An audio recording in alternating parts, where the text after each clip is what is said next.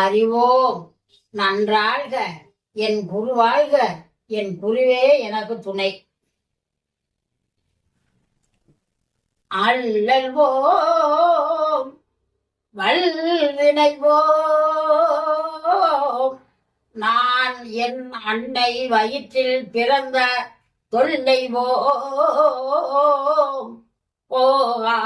துயரம்போம் நல்ல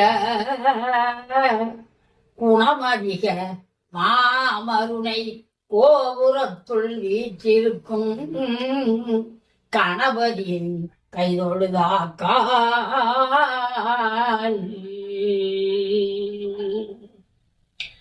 சீவுனை கருணை வேவும் சிவன்றிரு மதலையாகி போரில் வழி